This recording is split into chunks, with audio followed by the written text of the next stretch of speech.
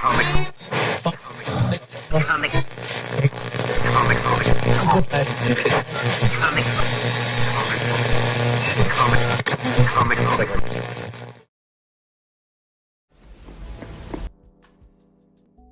right. Hey, everybody. What's up? Welcome. Thank you for being here. This is Comic Book Radio. I'm your host, Peter Cimetti. This is episode 103. 103. My guest tonight is KELSEY Shannon. It's going to be a horror show. Horror and storytelling. Comics, books, movies, music? I guess there's some.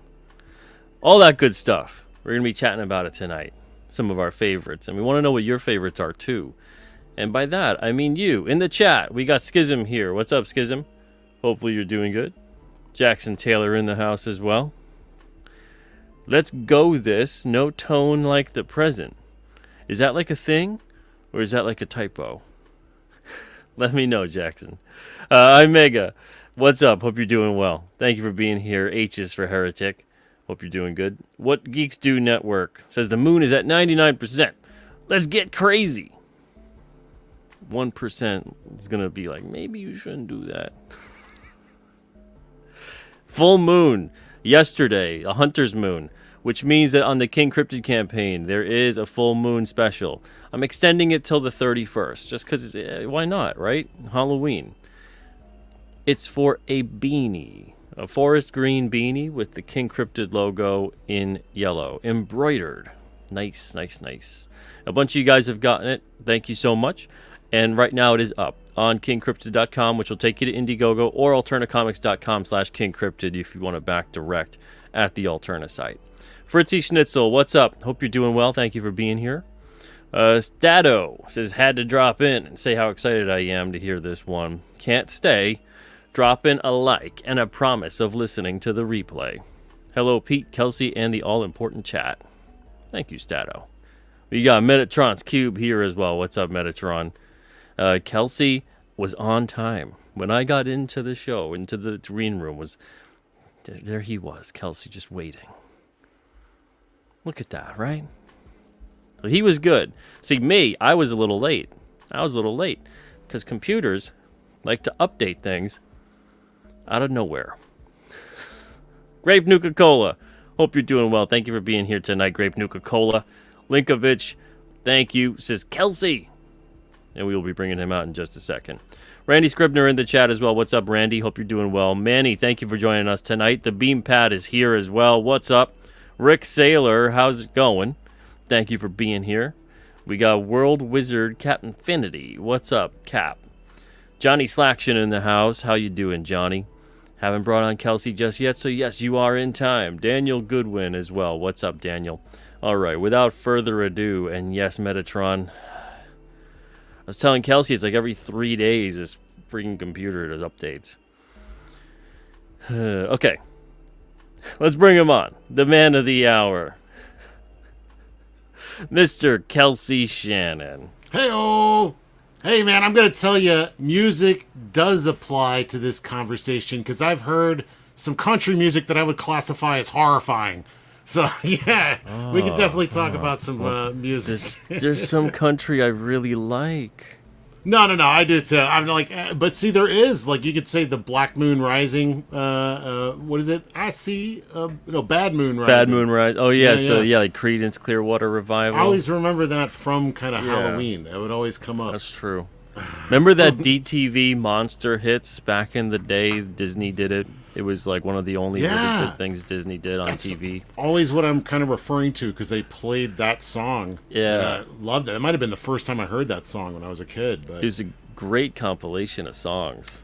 But I'm telling you, country mixed with rap is horrifying. I think that's a horror show that scares the crap out of me every time I hear it. So yeah, I'm old school country. I'm like Hank Williams and Johnny Cash and Waylon Jennings, and I love Dean Martin's covers of a lot of Hank Williams and a lot of other, Conway Twitty, Loretta Lynn.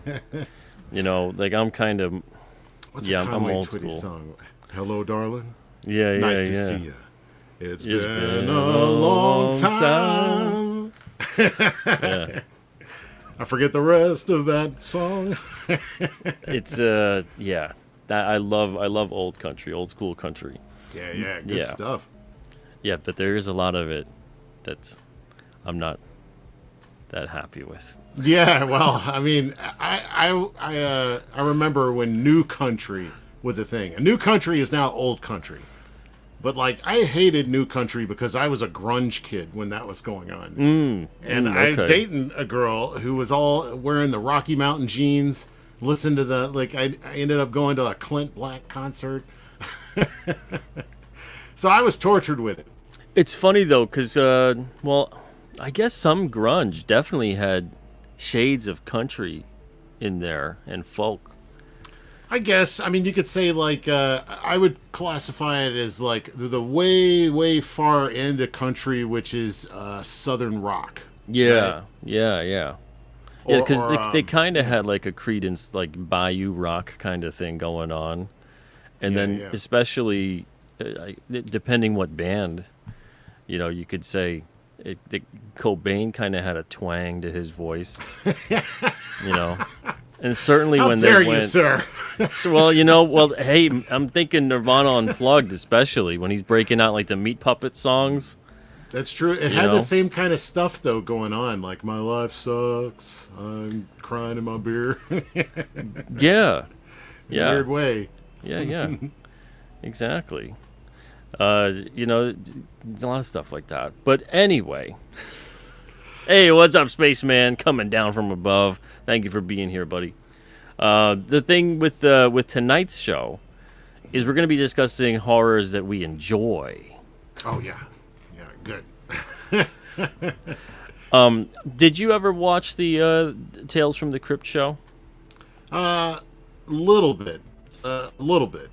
I did like it. It's just because I didn't have HBO at that time. Yeah. I didn't catch it on HBO the first time at all. I saw it like late night. It was on like Fox, I think. I want to say like maybe 11 o'clock, 10 o'clock, something like that. Oh yeah. And it would be toned down, so the first time I saw it, the HBO versions, I'm like, they curse and there's nudity. What's going on here? Arnold Schwarzenegger directed an episode? What's going on here? This is horrifying. I was gonna say I'm revisiting them now and looking through, and to me the first season was really solid. The second season, most of it pretty solid. I enjoyed it, and then I feel like the wheels started to fall off around the third season, and then it was like an 80-20, and 80% of the episodes are kind of like 20%. Like a Damon Lindelof Lindelof show. It ends poorly. Yeah, and I gotta still look at the fifth, sixth, I think, and there's also a seventh. I gotta check again, but I'm done with the fourth now, and I'm finding like, man, the good episodes are few and far between. But still pretty solid of a show. It's just not as good as it was. I tell you, the one that I did watch was the poor man's version of that. There were two different kinds of shows. There was Tales from the Dark Side. You usually find those at like 2 in the morning, playing reruns on some low rent channel. Or what was the other one? Tales from the Dark Side, and I can remember the openers used to creep me out when I was watching them. Somebody that Chad knows. Ah, man. Yeah, I can't think of the other one. Can you give a couple more details? Well, I mean, they would do they were both based on kind of not really like Tales from the Crypt.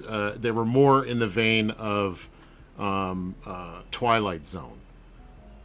So okay. they would be presented with Outer Limits. Yeah. Outer Limits. Yes. Creepy openers, those two shows, Tales from the Dark Side and Outer Limits. Man, I ate those up when they would come on. Yeah, that Outer Limits, like with the big eye, and like we control the horizontal and the vertical. And it had like that song in the background. And it's like dun dun dun dun dun dun dun. That was a great show. Tales from the Dark Side was a bit more eerie because it would start with the screen like inverted in color and like and they had that creepy music playing, and then they would get into the opener, but it would always start really eerie, and it would always creep me out right before. That had such a great half the time on Tales from the Dark Side for that series. That the the intro was the scariest thing. Yeah, right. Yeah. You know, That's generally I just lose interest after the intro. it was usually like one person, one actor. You could tell they had like no budget. It was one person, and they're usually just in a room. Half of the episodes were like someone's calling on the phone, and they're talking, and you don't hear the opposite side of the conversation. They're just reacting to things on the phone. It's like one step up from a reenactment video, right? Yeah. But there were a couple that were really great. That one where the little the thing that lives in the wall. You remember that one? No, I don't remember any of them, but you had me right there. I'm good. Yeah, that sounds great. There's like a little dude that lives in the wall. This girl is staying. I think it's like a college student or something. She's renting a room in this dude's house. And there's this thing that lives in the wall, and you don't know what the hell's going on at first. And then you eventually find out, spoilers, everybody, it's the dude's daughter. Like, it was like a mutated little, like, creepy thing, and he's just, like, petting it, and he kind of feeds these boarders to his Daddy has a girl daughter. coming over tonight, so get in the wall. Yeah. Don't be a freak. Get in the wall. But yeah, that intro is great. It's not as not as brightly lit. Yeah. There is a dark side. God, I can't that was believe great. You remember all this stuff. Yeah, I watched a ton of it. I don't remember any of it. Just the openers. I won't make a comment, Kelsey. Well, I'm sure it's a lot of brain damage. Yeah. Poor Kelsey. It's okay. Give a little pat on the head to Kelsey virtually. Well, my grandpa ended up with dementia, and that's not the good part. I mean, the good part is that he read like the same 5 novels over and over, and it was brand new every time. And I'm like, oh, yeah, man, I can get behind that. Well, that's the sunny side of that. Yeah. Yeah. Linkovich, you nailed it. Man lives in the sunlit world of what he believes to be reality. But there is unseen by most an underworld. A place that is just as real, but not as brightly lit. A dark side. Forget how the music goes. and then like that was gonna be kind of it was. I guess it was supposed to make you already kind of crapping yourself, and this way, by the time something came on, and you were like, "All right, when's the scary hitting?" Yeah, and you got the long intro. You got to meet everybody, and they're Yeah. And like you say, their crappy sets, their apartments that they rented that day. Yeah, I didn't care. But that series too, it had a couple really solid ones, but then there were definitely its fair share of clunkers. There's been a lot. But the movie was great. Oh yeah, come on! What? All of them were. Twilight Zone, the movie, I really enjoyed parts of. Yeah. Tales from the Dark Side. Hell, even Creep Show. I liked one of those. I like both of them. Hell. Yeah, there's a third. Really? Yeah, I heard it's really bad, but I want to see it because I just feel like I have to. You got to complete the trilogy. Yeah, it probably came out, I don't know, I want to say 15 or so years ago. So right off the bat, you're probably thinking like, yeah, it probably is bad. Yeah, if it's in the 2000s. Yeah. Yeah, probably not great. Yeah, anybody in the chat see Creepshow 3? But I really, the first and second are great. Tales from the Dark Side movie is friggin' awesome. Check it out. Fritzelsnitz says Boris Karloff's Thriller, which I haven't seen, but I have seen Hitchcock Presents. That's great stuff. Yeah, and Night Gallery was really good too. Yeah. You ever see that? That was good. Have you seen Boris Karloff's Thriller? Yes, yeah, that was good stuff too. Was he in all of them, or is it just using? No, well, he's presenting. Okay. Yeah, he's kind of like the Rod Serling of that series. I wonder if that's on YouTube. It should be. And then, Alfred Hitchcock's Presents. Oh man, Hitchcock was so funny with when he was introducing a lot of different things. Like, he's just so deadpan, and then half of the stuff he's saying. Like, there's one, I remember one intro, he's working out, and he's, like, lifting up the camera pan, and he's lifting up guillotines. And he's just working out on, and he's like, the doctor tells me I need to get in shape. That's kind of like Hitchcock and Kissinger, but, pick it what you want. That's kind of like, we need that kind of showmanship again, but it's like, how do you do that? I mean, he was just born for it. worked out that way somehow. I don't think those kind of people really exist in that capacity anymore. I don't think they're allowed to. Well, like Stan Lee, it was half like the opportunity presenting itself and him taking advantage of it. The same thing with Hitchcock in a ways. He was probably looking for a better way to advertise and just thought, let me just tell them. And then it became a whole thing. Yeah, like why pay somebody to do it? I'll just do it. It's probably one of those things that starts off that way. Because early Stan Lee, when he's talking on some of the things they were doing, I mean, he's just in like his regular business outfit. He doesn't have the toque yet or the plugs or anything like that. And he hasn't any glasses. There's nothing that looks Stan Lee about him. He's clean shaven. He's bald.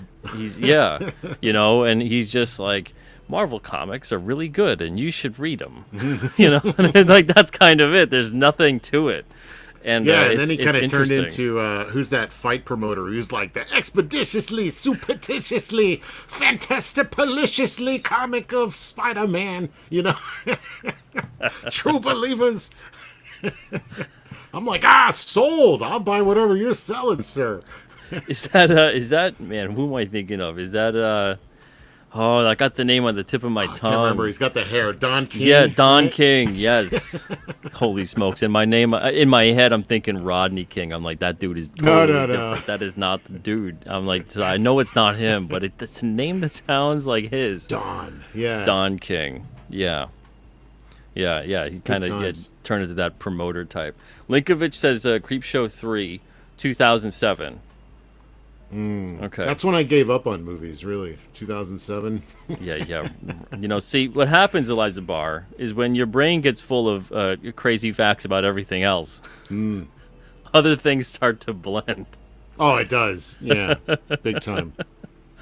Yeah, I was I was thinking of everything from King features to, Rodney King, that popped in, King Crimson, King Cryptid.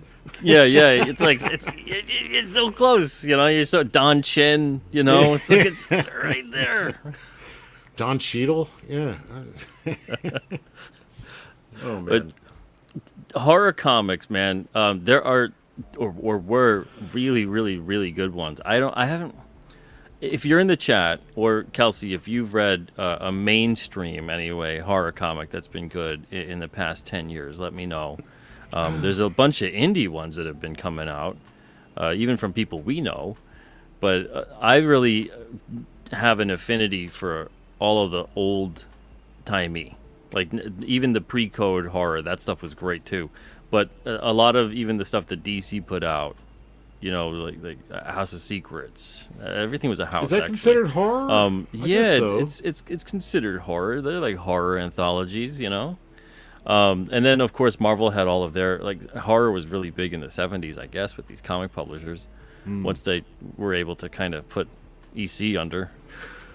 Yeah, I never read any of that stuff, the mainstream horror. I mean, I guess because, my path in comics kind of started with the Image boom in, like, the 90s. So I was aware of stuff before that, but I didn't really get into it until Rob Liefeld had button-fly jeans, So it wasn't until I got in, but things were booming and a lot of stuff was coming out. And I was talking about this a little today on Super Fun Sunday on Richard Friend's channel. I was talking about all the graphic novels that they started putting out.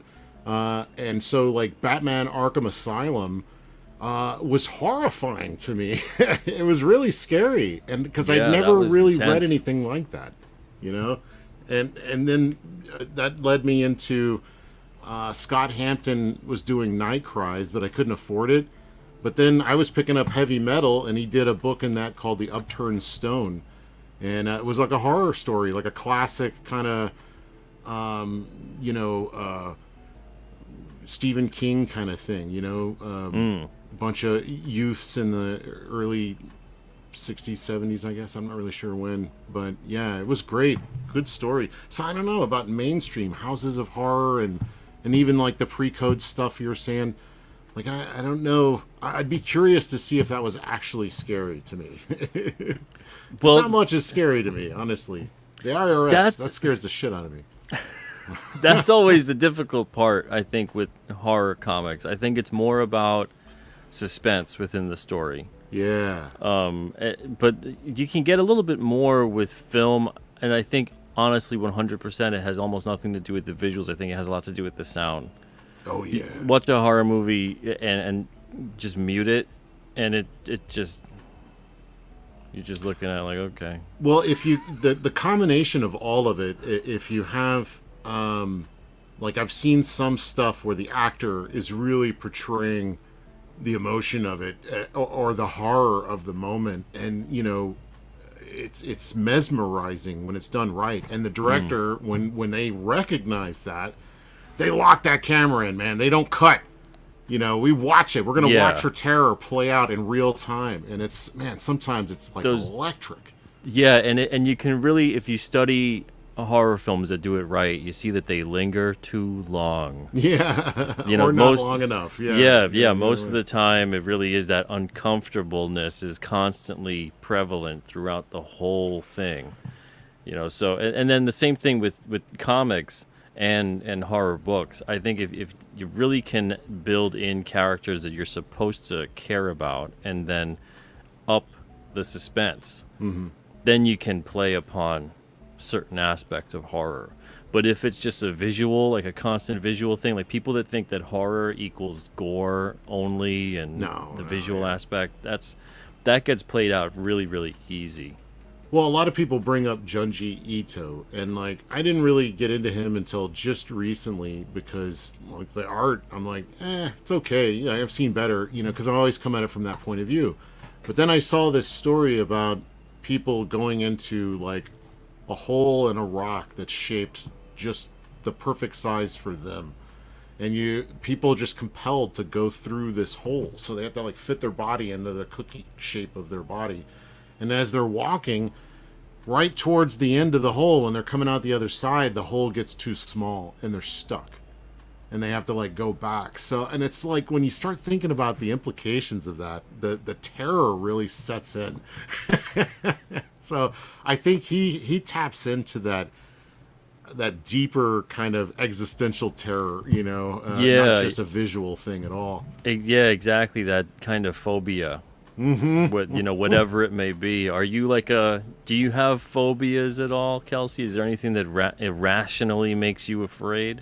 Yeah, well, I didn't think I was that claustrophobic, but I tell you, that Junji Ito stuff did make me claustrophobic. But I think I have like two irrational fears. One of them is bridges, like being on a bridge and having it collapse out from under me.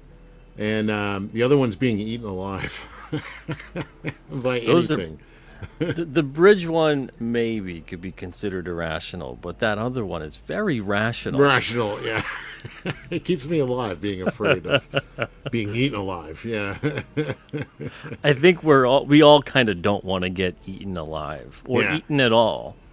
I gotta tell you, like, I don't know if it's a phobia, but the thing that really moves me most, and I hate it, I really don't like this genre, but man, I love when, oh man, what's his name? When guy from Canada, when he does body horror, like The Fly, Cronenberg.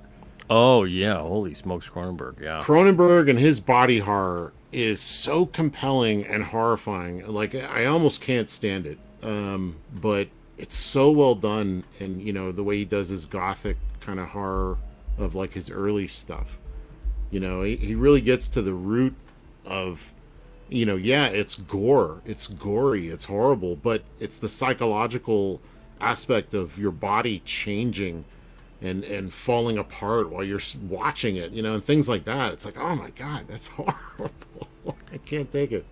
Yeah, thematically, the stuff that he would play on is intense. There was one, Rabid. You ever see Rabid? That's an early one. Yeah. I barely remember that. That's like what do you call it? Like a zombie thing, right? Where they kind of, yeah. It was basically like 28 days later before 28 days later. And then Scanners is just... Oh, that's brilliant. That's one of my all-time faves.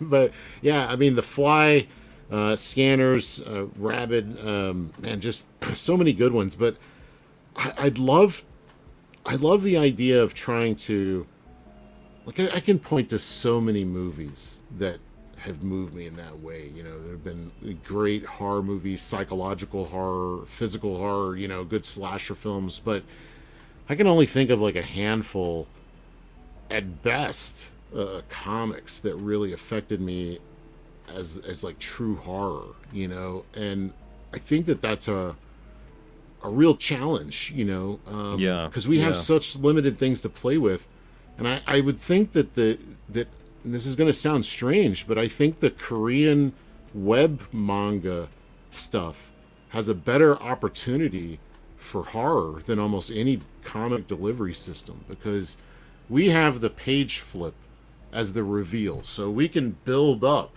to a crescendo moment, and then you flip the page and you give that that kind of moment. That's our biggest weapon, except for the dialogue and really building that in the reader's mind. But the Korean or just web comics in general, those particular kind where they blow up all the panels so that you have to scroll up on your phone, it's an infinite reveal. I've seen some where I'm like following a lightning bolt down, and then it hits, and then and it's building like tension.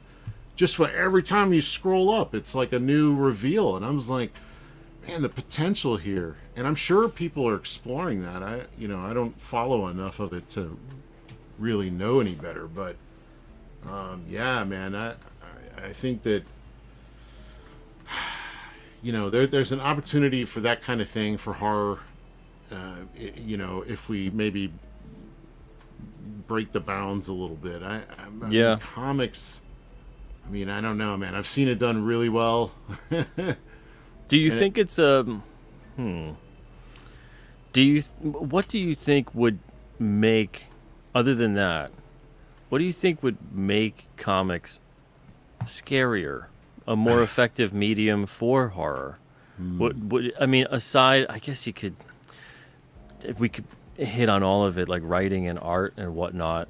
It's all got to be combined. Yeah. At first, the writer has to have the skill to appropriately hit in the reader's mind what they need to accomplish, or have them thinking about, it's sort of like in film, when you're writing dialogue and you're having actors portray it, they can do it in such a way that we see the subtext of what they are saying.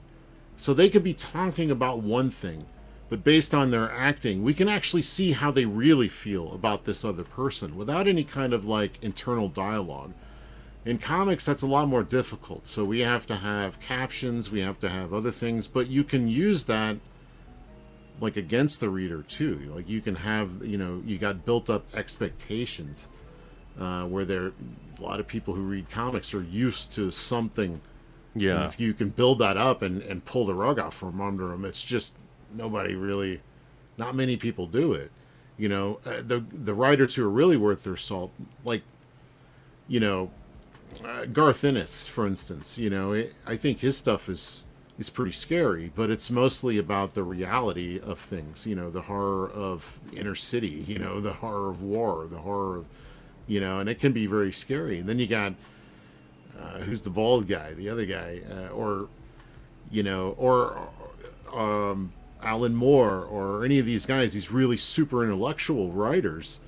They're kind of digging into the existential horror of, Yeah, you really need someone that understands psychology, I think, to write horror effectively. Because it's all about the subject matter. It's not about just showing something that's scary or even having a story with suspense, but it has to be a specific kind of emotional effect that you're trying to get out of that reader, because that subject, whatever psychologically is occurring within the book, like you were talking about with playing on themes of like claustrophobia and that kind of various thing, and making you really get sucked into the world the same way you can get really sucked into the world of a superhero type story or whatever else, and really kind of empathize big time with the character and then that I think makes for a more effective experience. But there's a Are lot of you stuff I think sometimes with comics where I don't know, they don't explore the theme fully enough, or maybe pick the wrong theme to explore. I don't know. well? What about just the visual side of it? Like, I was just thinking, like, are you? Do you get feelings of fear or anxiety looking at like H.R. Geiger? You know, that's no story. Yeah, That's just not an image. yeah, not necessarily. I'm very interested Right. in the art and the shapes and the usage of, but What for about me, like Phil Hale or somebody? You know, is there this an artist that like, ooh, that's chilling? Just the single image kind of. the stuff that always creeps me out with visual, that just makes my brain tingle and my hair stand up on the back of my neck, is that and there's like a thing, I forget the name of it, but there's a word for it. It's when there's like all kinds of weird little holes Oh yeah, on something. like Swiss cheese or like sponge. Right? Yeah, and it's like worse though than Swiss cheese. There's like the three dimensionality to it, and it's on a surface that you're not prepared for. So like as if you Somebody's were to skin has all these holes in it. yeah, like all these little weird. That's something holes. Junji Ito probably already did a comic on, right? Yeah, because Rob Geronimo's got a character that's like that in Blood Realm, and I'm like, that thing is just creepy as hell. And then he's like, yeah, I was inspired because I got this dream, and he talks about having all these little holes in his arm, and it's like, Oh yeah. just thinking about it and talking about it wigs me out. So on a visual level, that kind of stuff, but I can't think of someone whose like style or anything like that really inspires like fear or a fear response in me. Yeah, I think that's kind of part of it as well, because like John Bolton used to do it for me. He did the adaptation to Army of Darkness, but he's kind of well known for doing horror related stuff. Yeah. Beyond that, John J. Muth, these guys, Kent Williams. I don't look at their stuff as horror, but it definitely leads me in that direction. But what was I saying? Who was the first artist? I said I already forgot. Anyway, Let's go to the videotape. yeah, John Bolton. You know, and John Bolton is the first guy I ever heard about the page flip thing. You know, he's like, Oh, that's yeah. our reveal, our one real reveal. So he would do that quite often in his books, but. Yeah, I mean, I'm with you. I mean, like I said, I mentioned Arkham Asylum. There's like imagery in that really spooks me. You know, it's really trippy because it's hard to tell if what's real and what's not. Yeah. And I think that's part of the story as well. You know, so it does kind of dig at you a little bit. Yes. There it is. That's it. Yeah. Tryptophobia. Everybody, go look that up whenever you have a moment, and then let me know. Does that wig you guys out too? Because you'll see a whole bunch of images that they're gonna show you that are like, how does that work for you? So SpongeBob terrifies you, right? That's like. Well, SpongeBob is terrifying for other reasons. Yeah, but, that's true. as far as it's not everything. Like sponges, honestly, because it's not across the board. Because there's some people where it is across the board, like the Swiss cheese wigs them out, the sponge wigs them out. Sponges, if you really look at them for too long, can kind of probably start wigging you out. But it's certain things that are just it's something that it's not supposed to, or you can't figure out what it's supposed to be. You know, then that's what really ends up wigging me out. It's very nightmarish levels of.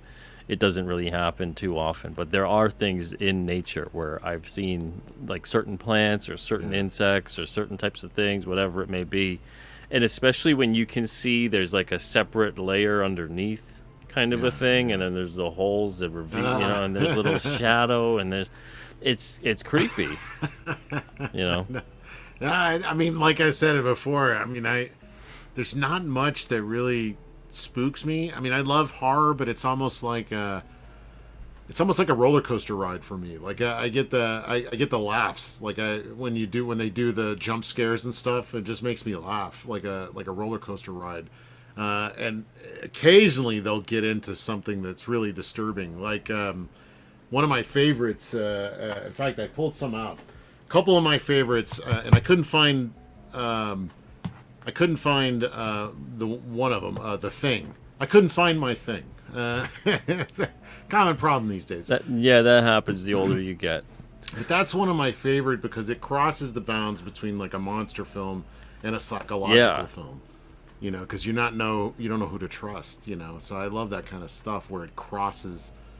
You know, where it's like, especially the ones that, you know, make you question your own reality. And another one of those, a more modern one, is It Follows. Have you ever seen this? No, I keep. Well, I shouldn't say no. I haven't. I've seen it, and then I ended up shutting it off after 20 minutes. Should I have stuck through? I don't know. Like I'm not sure. I dig the ending, but there's a aspect to this. Gosh, I wonder when the first reveal is. Maybe you shut it off too soon. Maybe I should stick with it. Did you see? I don't know. I don't know how far you got, but it's just this idea that, you know, something is like following you. It's kind of like, I guess it's an allegory for a lot of things. Death, probably. You know, death is like always stalking you. You know, it's always right on your tail, and you're always just one step ahead of it. You know, and it could look like anybody. It could look like your family. It could look like a total stranger. And it's always going to be right behind you at any given moment. I'll give it another shot, then. I'll give it another shot just for you. And if I don't like it at all, and I was like, I should have not looked at it, Kelsey. Well, like I said, like I'm, the ending's kind of like a little cheesy to me. I think they could have done a better job, but it's like the overall like psychology of it really got me. And then, let's see. This one's great. I don't know, Quiadon. This is some like fancy Japanese shit. Like if you're if you're into like some crazy film stuff, this one always creeped me out when I was a kid. But I don't know. I think you got to be really deep into it. This was like made in the '60s. Yeah, I was gonna say. But like when you, I don't know, if you're a big film fan, you're gonna dig it. You know, if you're into that kind of stuff, I'll check that out. It's very like the Japanese minimalists, you know, it reigns supreme in that movie. Like at some points you're wondering if your sound is on at all, you know, but it has its way of unnerving me. Okay. Good spooky stuff. I'll give it a shot. You and Dale are convincing me. Oh yeah, Dale likes that one. Great stuff in the last half, so I'll do that. I'll give it a shot. Well, and there's a fun one too. I'll go ahead and spoil this. There's like one with a samurai that keeps seeing like a face in his like water, and it kind of drives him crazy. And he's like a guard at this place, and it really gets to a crescendo where like I think he ends up sword fighting with a ghost. I don't know. It's a lot of fun. There's some fun ones in there as well. It's a lot of little stories. Let's see. You're gonna hate it. Probably not. It sounds pretty good. Argento, yeah, man. Anything from Dario Argento it's great. I haven't seen anything from Argento that disappointed me. What about Mario Bava? Speaking of Italians, you ever seen any of his stuff? I probably have. Can you think of one? Black Sunday was like his first one. Oh, yeah, okay. Yeah. Absolutely. Blood and Black Lace. He's the guy that invented the Giallo film, Giallo. I might have thought that those were Argento when I saw them. Oh, yeah. All those Italians, you know, they look alike, whatever. He created, like, Argento's style comes from that stuff. Like, I think he was, like, one of the early color guys. But, yeah, man, all that's... I'm a big sucker for Italian film. Yeah, Notice we're talking about movies. Yeah, well, you know, it's a horror show, and some people go like, "Yeah, it really is," but you know, we're talking anything, everything. So there's horror. I mean, we even touch upon books yet, but there's only so much to dig up with comics, unfortunately, on that level. Even though, I mean, I made a horror. It's a psychological horror with The Chair, but The Chair, yeah. Trying to do that, it was more about playing up on the psychology of it. Mm-hmm. You know, various things with certain themes where, you know, entrapment, imprisonment, torture, just even the idea of waiting to be killed. You know, and especially if you're someone that's on death row, adamant that you didn't do the thing that you were put there for. what does that play out like? And then eventually when the tables are turned on the reader and you're realizing like I trusted this dude that was telling me these things and I kind of shouldn't have trusted him, and then you see the reality revealed. I mean, this thing's been out since 2008. It's a spoiler, Spoilers. the ride is more important than some of the twists and turns. And there's like 3 different twists in the chair, so ruining that one slightly is not too big of a deal. I guess technically there could be like horror in everything, in like anything, and I think a good movie touches upon like, or story in general kind of touches upon hallmarks of all these things, romance, drama, horror, action. Yeah. Horror, I mean, I'd love to see Spielberg tackle like a horror, because he's one of those guys that kind of tells you how to feel, and like horror is so much about. Would you consider Jaws as a horror? Yeah, in a way, it's got all the beats. It sure does. So I guess he has done a horror film.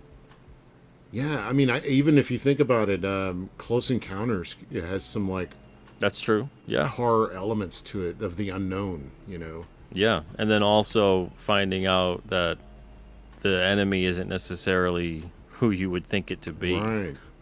So I got a thread to talk about. I'm curious about this. Okay. Okay. Speaking of the unknown, the classic that everybody loves to say they love is and I can't remember his damn name. The guy that does Cthulhu or whatnot. Right? Oh, Lovecraft. Yeah. Lovecraft. Yeah. Everybody loves Lovecraft, right? Like it's the existential terror, the unknown, the creature of Cthulhu is so crazy that you can't even fathom like how it possibly looks. It defies description. Yet sentient evil, essentially. Yet it's a creature that defies description. Yet everybody draws the same creature with the tentacle mouth. The big wings. Yeah, it's the same thing. So where does that come from? If it's not described, who's the first one to make that? Who's the one that everybody's following? I can't remember if Lovecraft didn't describe Cthulhu whatsoever. So maybe it was somebody else. Because I know there's a thing where there was Lovecraft pretty much gave his, or either Lovecraft or the estate of Lovecraft or something gave their seal of approval to expand upon what he created. So I can't remember if he had, but that's interesting.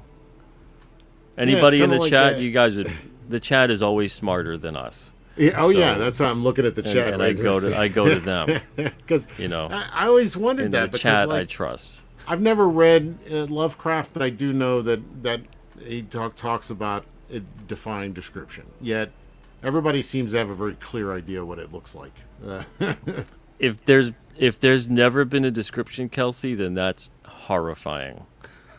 Really, it means it's in us. Exactly. It means that it has pervaded our consciousness, and we all go, that is what would be horrible, and everyone else is like, yeah, I agree. I'm gonna keep on doing that and drawing that.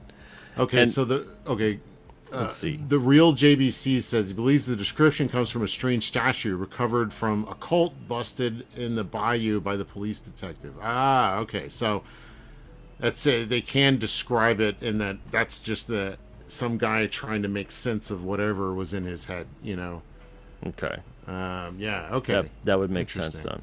Yeah. I was like, I could swear, but at this point in time, I'm so foggy with all of that. Yeah. Yeah, that's interesting. Yeah, I remember that being described like that, but not specifically the way a lot of us have ended up kind of drawing it or whatever. But I guess it's like once you put the visual out there, other people kind of go, yeah, that would make sense. Well, see, I love that kind of stuff. Like that's just why I love sci-fi is really for the horror angle of it too. It's the unknown. It's like when people talk about aliens, they talk about how humanoid or how whatever. And I'm like, God, do you imagine? I mean, there's some of the weirdest creatures you could possibly imagine right here on Earth, completely alien. Oh yeah, yeah. So the idea that we can imagine anything that's out there, like it has to have this to live, and I'm like, I don't know, man. It could be intelligent gelatinous slime for all we know that has way more, building blocks in their DNA that they can think, like that movie where they bring like an alien slime back in this space station. I can't remember what that movie was called, but there's like 30 movies like right, that. yeah. Well, it turns into this creature that just tries to survive, and it just keeps mutating and mutating, and it's freaking like insane. Oh, man, I got it on the tip of my tongue. It was not that long ago. I think it had Jake Gyllenhaal in it. That's definitely not the one I'm thinking of then. I'm thinking of one that was from the 80s. I think it was called like Forbidden World or something like that. Oh, yeah. But it's a classic trope. Yeah, it really is. Alien microbes. Life. Yeah, it's just called Life. Daniel's got it. Oh, Life. Yeah, that was good. I enjoyed that one. I remember Life Force. Oh, that was good too. Space vampires. Yeah. Not at all what you're talking about, but Life. It's called Life. That's it. I gotta check that out then. So Life Force. I mean, again, that kind of terror space. I'm very interested in that kind of stuff, like Alien. It's just an insect, really. Yeah. I mean, think about if or Starship Troopers. The idea that you go to an alien world and it's just filled with millions and millions of mindless insects that'll just rip you apart and move on with their day without a second thought. They don't even considering whether or not alien life has just landed on their planet. They're just like, all right, done. Yeah, and that's always the funniest part to me about people that conceive of aliens and whatnot, especially whether it's in real life or movies or whatever. Yeah. Because we're thinking about the main life form that's kind of like us. We're Right. not thinking about the animals, the plant life, the insects, all the other types of things, and that we can't conceive of that really either. I think there's so much of it that we just can't understand that as reality. There's things on this planet that we still can't, like you said. There's things we can't understand on this planet that make any sense to us whatsoever. Oh yeah, like the fear of holes in people's like skin and stuff. Yeah, well, and where does that come from? That has to come from something. Some primordial there. Who knows? Our like my DNA or anyone else's DNA and yours, etc. Like it carries all this information from generation to generation to generation, and there's a lot of vestigial memory in there. That's Stuff that you would call instinct or whatever. But that's like the key to unlocking why a lot of us even would have this innate response to various things. And I think been that's a whole what horror species that doesn't exist anymore of holy people that just freaked the hell out of Neanderthal, and like, oh Right? my God, and then they killed them with clubs until they were all gone. Yeah. But we still have that fear in us somewhere. Absolutely. And it who the hell even knows, because it's crazy stuff, but it's got to be quantifiable in some degree. We just don't know yet. I think that's why horror it plays upon that. And I think for some people, certain things, it's just nope, I'm not touching that. I'm not even gonna look at that. I'm not watching it. I don't want to know about it. Nothing. And then other people are almost like the way you would get excited out of like an action movie or something like that. People that get really just hyped up on like, oh man, yeah, this stuff is great. It fills them with this response that almost seems like that's not supposed to happen. You're not supposed to get like a positive feeling from horror. Like watching people getting ripped apart by slashers and stuff. I mean, I don't know. Like, is that supposed to be good? I guess maybe in some ways, depending on how those characters, because they're usually insufferable, right, in a slasher, and you're like, can't wait till they get killed. Yeah, that's true. They are. Like, one of the last ones I watched was this movie called Terrifier, and I haven't seen the sequel, but it is brutal. Oh brutal. yeah. Terrifier really is brutal. And it's not even like scary. Like, I'm not afraid of clowns at all. I think it's really dumb, that whole thing. But it's the creepiness of how they handled how he would just be in the booth next to the girls while they're talking, and he's just like, and I'm like, and then they're kind of like looking at him like, who's this fucking guy, like, and so, and he just doesn't move, and it hits that creepy part of, I'm like, okay, all right, that's creepy. KELSEY with the one like F-bomb that he just like bugging. It's a G. There's two G's. It's a family show. I'm a family guy. Yeah. Well, the thing with that too, and first of all, I refuse to believe you don't think clowns are creepy. Really? I don't know. Anything could be creepy, but like it's not like the mainstay that you always see are like creepy kids and clowns, and I'm like, neither really do anything for me. They don't scare me in any kind of way. I drop kick a kid into the next room, no problem. If it's got a knife, I don't know. The dead kid in like Pet Cemetery, where he goes right after the old man's like Achilles heel. I was like, oh my god, okay, that would do it. A little kid with a knife, that would be freaking me out. But I don't know. Again, it's like a clown.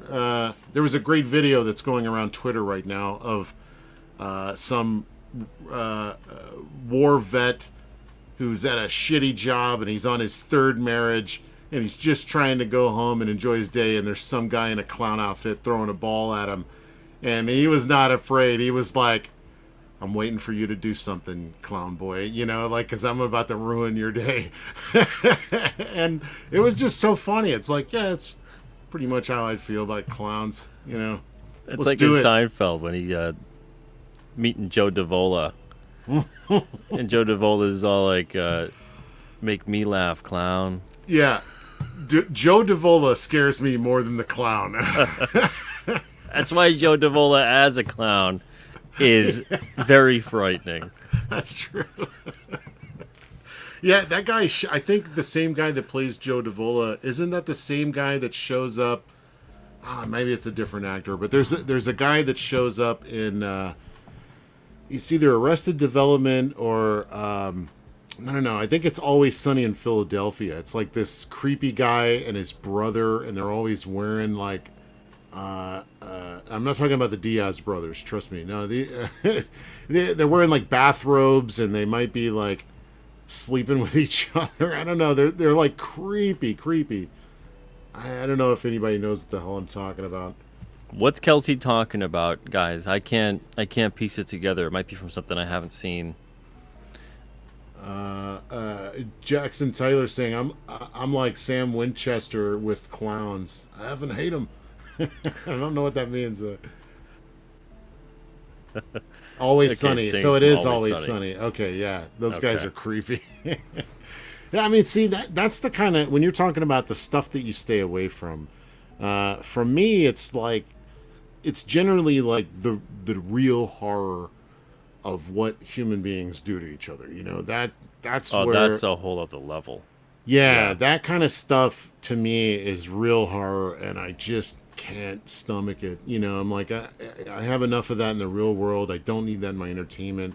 But like, my favorite kind of like stuff is like Nightmare on Elm Street, where they're doing dream logic and all the like, supernatural, paranormal type stuff. Yeah, that's fun, because then you can learn how to. Yeah, I love when they figure out how to fight it. It's a dream. The Dream Warriors, right? Dream Warriors.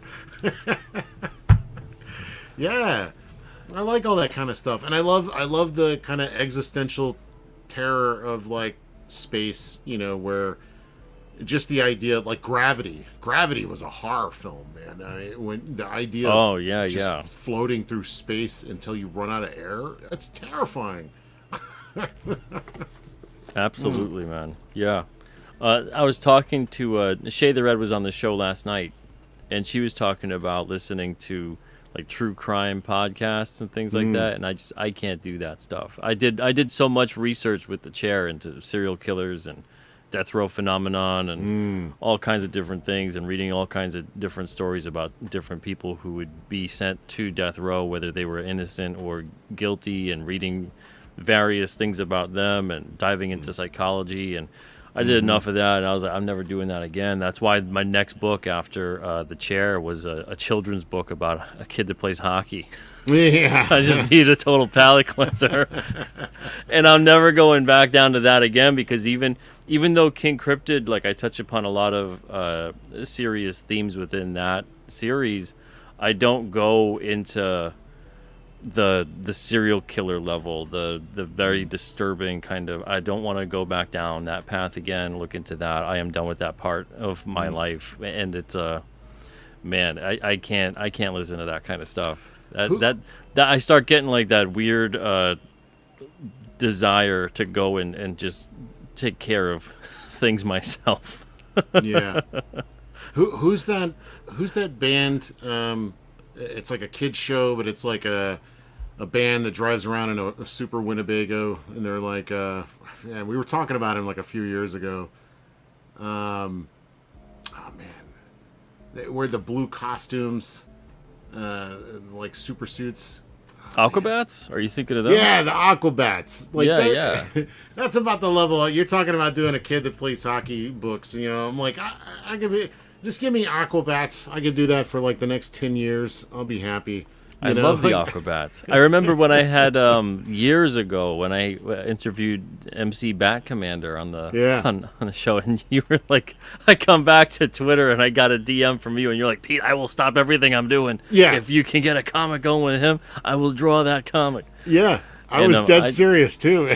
I tried. Man, I tried. I'm trying to get him back on again, but they're so busy right now. They just finished the tour and everything too. But that would just be fun. They're like prime for it, you know. They got the animation and stuff like that. But I just like my entertainment. Like, I want it to be kind of stupid and like funny and like adventurous and just surface level. So like horror, my favorite kind of horror tends to be kind of bubblegum. You know, like I do like I do like the deep stuff when it's done really well. It's it's really thought provoking and it sticks with you. But just I like the silly stuff probably most. And I think that comics could do that probably really well. In that, if you're not really trying to terrorize people. You could have that. I follow this YouTuber named The Librarian, and he only plays like horror games, but he describes this atmosphere that he calls creepy comfort, and it makes me think of like Halloween when I was a kid. Dancing skeletons, that Disney show you're talking about where they're playing Bad Moon Rising. The pumpkins and witches and. Without thinking about too deep of, the reality of these things. I like that creepy comfort vibe, that fun part of it. That we're so cynical these days. That there's still a wonder to it, and then if that stuff was ever real, we're screwed anyway, so hey, whatever. Yeah, I just think that we need to take, like, the whole postmodernist thing needs to go away. The whole... cynicism in our art needs to go away. I mean, I think that, back when I was even in the 90s, we had action movies where guns would shoot infinite amount of bullets. There was no cynicism, yet we all kind of like, and we all got together as a people, as a human race, and said, I think we need to start counting bullets.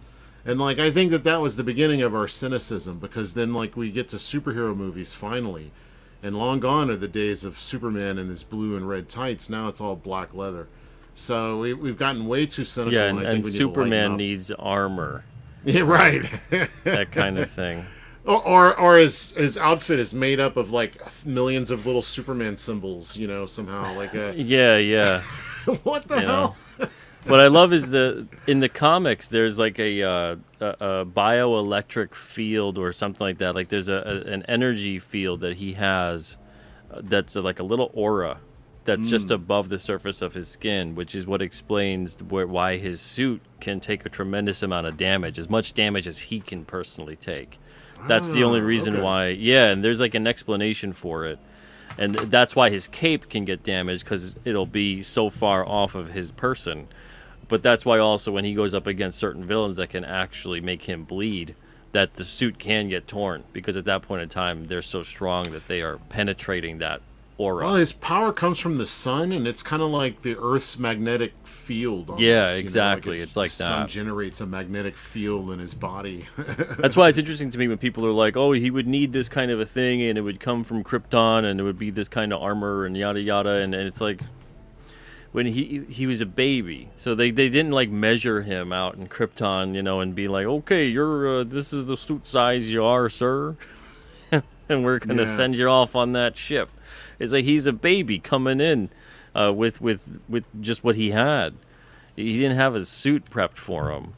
Maybe they would have needed that suit on Krypton because the way that sun's radiation would have worked, but I don't know.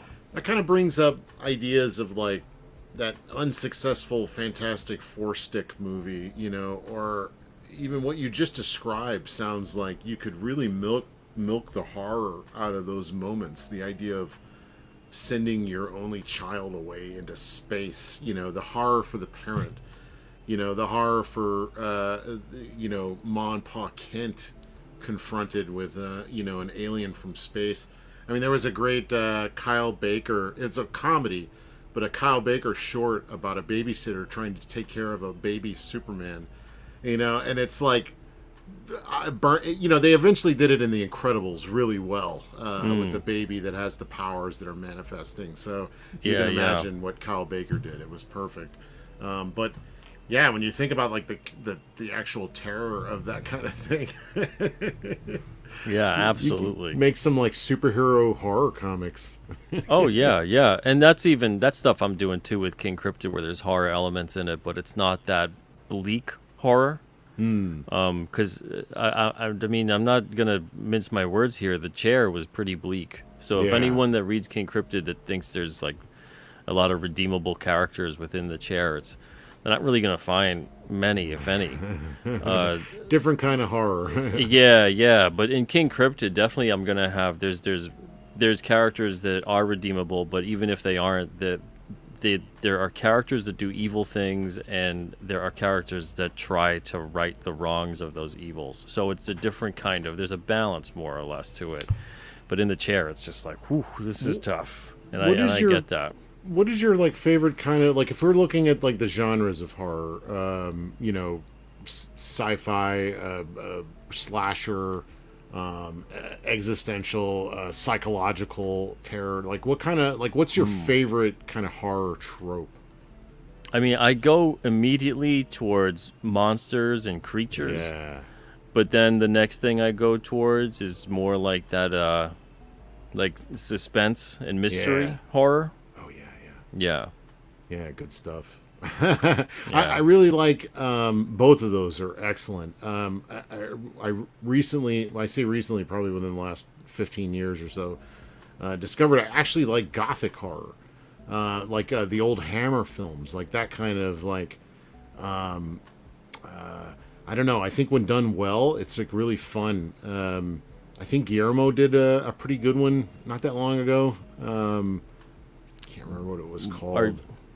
Are you thinking of The Shape of Water, or are you thinking of something No, else? I haven't seen that one. That sounds horrible. Got a woman sleeping with a fish guy. It sounds terrible. Yeah, it sounds like Little Mermaid with Beauty and the Beast, and then it's just like a little bit. Yeah, that one I still haven't seen that one either. I haven't either. Yeah, he's real hit or miss with me. And but, I love Guillermo, but I love his design. I love his ideas. I think yeah, there's always something missing for me, but I'll give a guy credit. I like his yeah. style. Dale's saying Crimson Peaks. Yeah, Is that the yeah. one? I remember liking that. I love the design. I love like House on Haunted Hill. even the remake was terrible, but I love the design of it. You know, that gothic kind of horror aspect of it. I love all the trappings of it.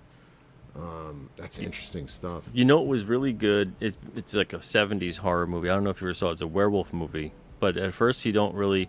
It's not really predicated so much upon the werewolf. It's like a mystery thing going on. It's called The Beast Must Die.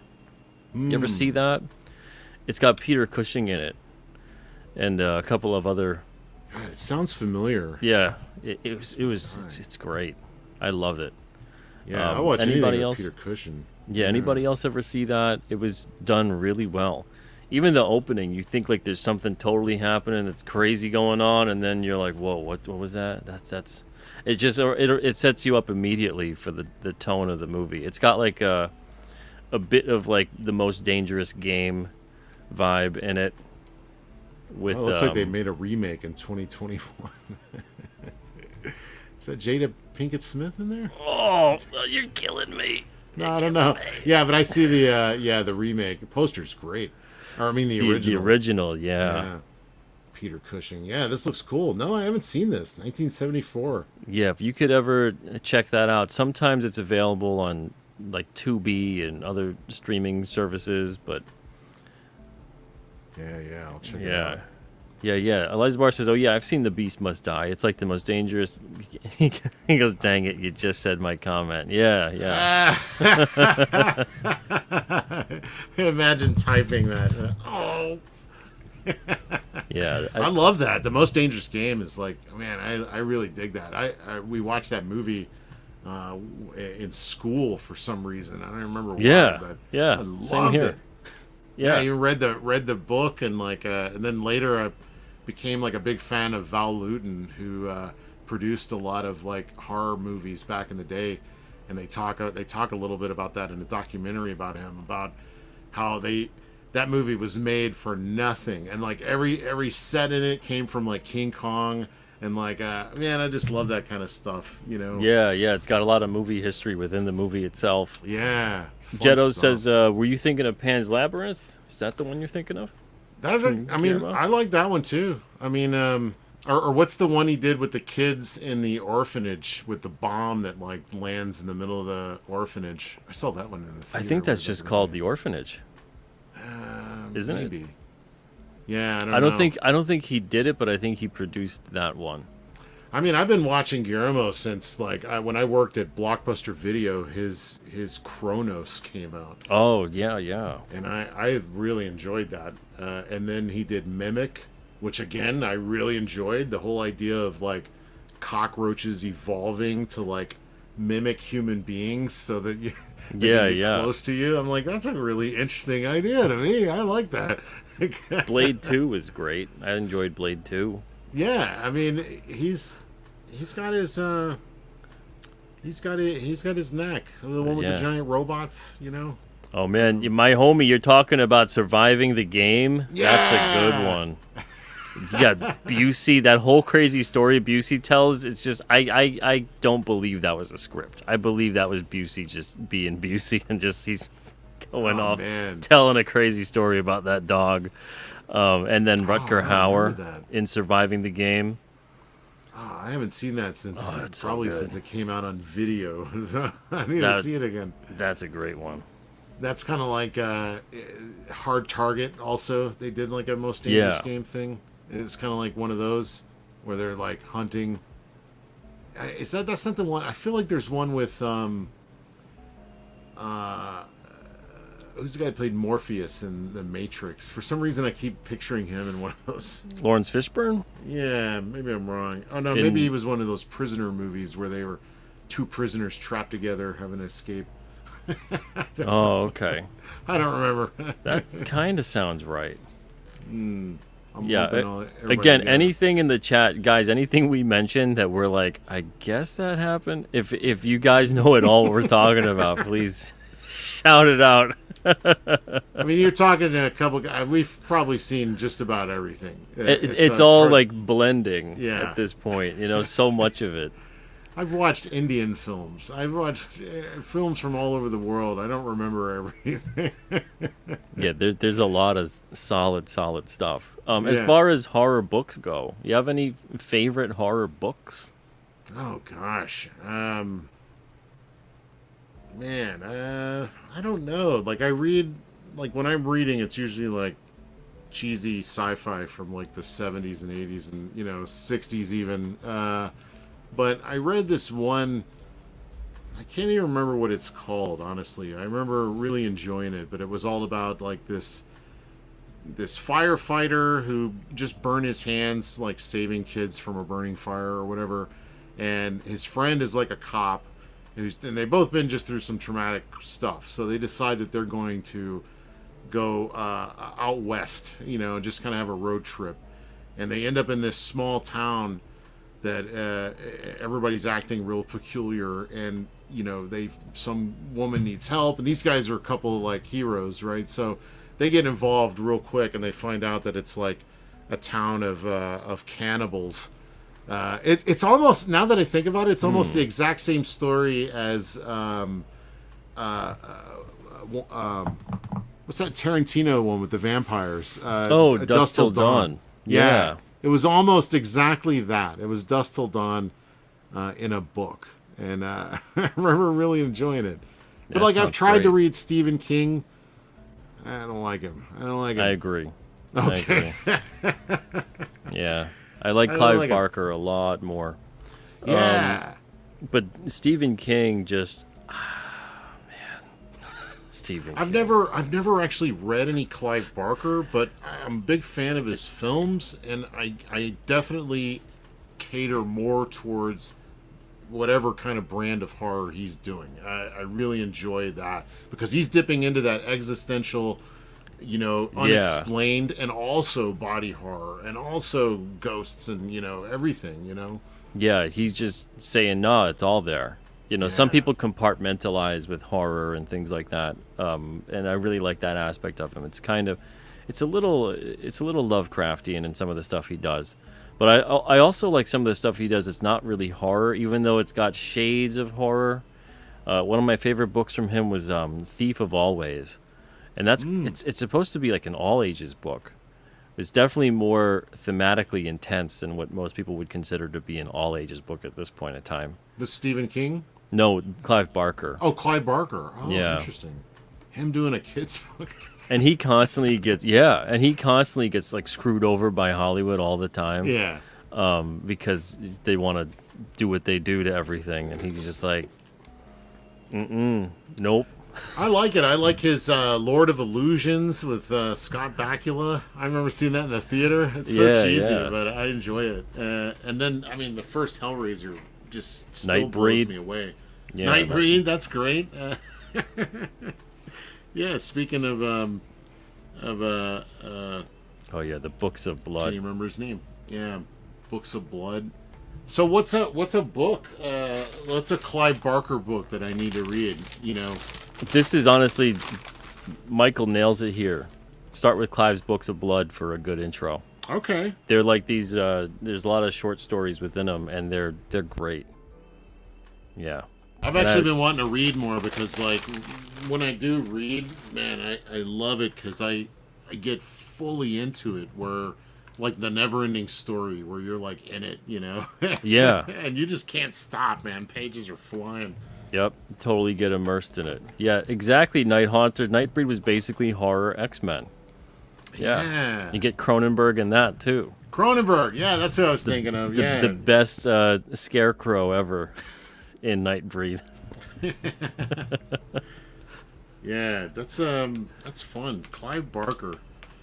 Yeah, did you ever read any of his comics? Speaking of Clive Barker and horror comics, the comic part of all I've tried so many times, and I just could never. I read one. I read Saint Sinner, Ecto Kid. Well, no, okay. So they did a series of Hellraiser graphic novels that each one had a different artist, and they're usually pretty high caliber. And Mignola did one, and I'm a huge Mignola fan, and I think D.G. Chichester wrote it, who's a name that floats around a lot. But they did this great Hellraiser tale where this serial killer was like making furniture and stuff out of bones and skin and all these kind of things, you know, doing this Hellraiser game. He knows about the other world, and he's trying to like rise to, you know, be able to on that level. And so he finally does open the doorway, and of course the whole thing about like Hellraiser is it's kind of like a Roald Dahl story where they lead you on this path where you expect a certain outcome based on what the protagonist wants, and then by the time they open up that cube and they end up with the Cenobites in front of them, the Cenobites don't play by your rules. So immediately everything they want gets flipped upside down. And these aren't even like the kind of demons you can worship, and they'll do stuff for you, but in the end, you know you're still screwed. This is no, no, you're screwed. So that was good. Actually, that worked. By the end of it, he ends up getting tortured and everything, and it was just a simple story, but it really was kind of perfect for Hellraiser. And Mignola is great artist, but so I'm sure maybe some more of those. Was I scared during it? No, but it did make me think about the kind of catch-22 situations, and then it does make you kind of nervous, where it's like, what would you do? You know, you're faced with kind of a no-win scenario here.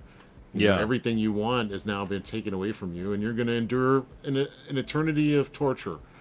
It's like every aspect of anything good that talks about making a deal with the devil, that kind of a thing, you know, where it's like, you're going to get promised this, that, and the other thing, and then the devil's going to find a way where you don't get any of that. You're right. Or the classic monkey paw kind of thing, where you're going to get what you want, but it's not really, you know, you better be sure, because you're not thinking about everything that comes with it, you know, what you want. You want fame, it comes with being stalked by psychopaths, you know, things like that. It's like these weird, dark morality fables. And I love horror that's like that, because there's that subtext that is like, you know, you don't want to really necessarily mess with this stuff. You're not aware of what the hell you're getting into.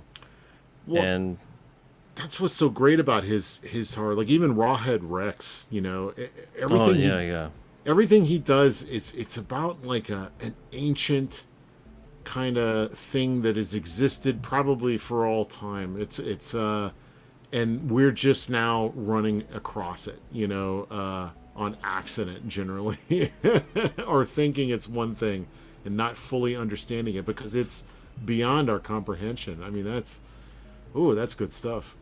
Absolutely. Yeah, I think that's what makes a lot of this stuff too stand the test of time.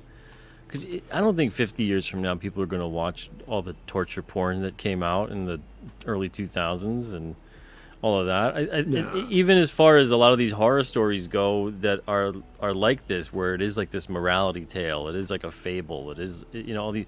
That's iconic, that's classic. That's going to be 100 years from now, people are going to look at that as works of classic literature or film or whatever, the way we look at like Mary Shelley's work or Bram Stoker or whatever it may be. Because it's just something about it that it speaks more, it resonates. Yeah, I mean, like I'm dipping into a little bit of this kind of stuff in the book that I've been working on called Shank. You know, and the kind of one of the themes that runs through the book is change and like dealing with change, and like there's like a big metamorphosis that happens with him where his, you know, body's being basically eaten alive by a kind of cancerous energy, you know, and it eventually forms him into something else, but it's you know, and these are kind of fears that I face as I'm growing older, you know, like suddenly my body's not operating quite like it used to be. You're watching yourself slowly deteriorate, you know, so these are the kind of things that, like, I think maybe I'm at that point in my life, I might be able to tap into that that underlying fear of these kinds of things and explore them, for myself, but also as a catharsis, but also, maybe move the reader a little bit.